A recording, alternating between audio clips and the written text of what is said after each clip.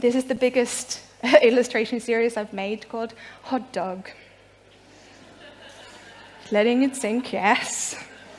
And as you can tell, it's from a pun, which is ridiculous.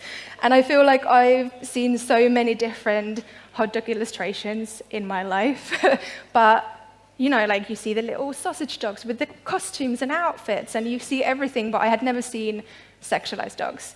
And you might think there's a reason for that, and I shouldn't go there, but no. This is going to be my journey, and I'm going to make it happen.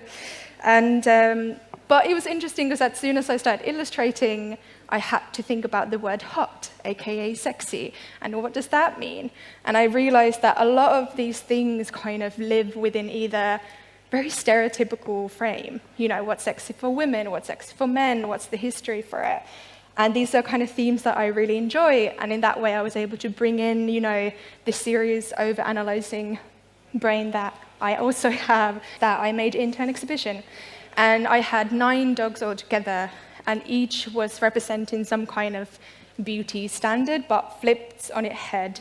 So the dog that you just saw, it was a male dog washing a car, you know? And we've seen so many cheesy, awful old films, 90s, that you should not watch anymore. And, I could not talk about the film if I would not talk about Kyoto, Japan. I was fortunate enough to get into the Royal College of Art exchange program, so I went there for the first half year of the second year of masters. And one thing that jumped out immediately was the extreme combination of old, super traditional, with like odd characters from kabuki and like other creatures, and this like hyper-sexualized, like bright environment, and they're clashing.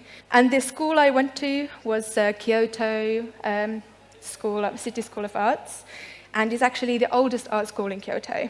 And they are focusing mainly in sculpture and fine art and urushi, which is this really old traditional way of painting in Japan, and ceramics. And then there was me, who was doing animation. I just felt insanely insecure. You know, coming from London and feeling happy about my work and everything I do, and then going to Kyoto where everyone's doing fine art, and then I draw floppy sausage characters. And it was such a weird juxtaposition to kind of jump into. And I just very much felt like I'm not enough. And it was insane how strong that voice like became. And from that, I created the character Ricky that you just saw in the film, which is the yellow blobby character. So it actually made me think, though, like there is so many crazy stereotypes for women. There is, you know, crazy cat lady and bitch be crazy, and you know, hype, you know, all just hyped up or hysterical, and it's just all there for some reason. And actually, when I made this film, I was writing my and I ended up having a script that I absolutely hated. And I had a lunch with my classmates, and one of them gave me the best advice I've ever gotten, which is make a film you would want to watch. And with that, it takes away everything.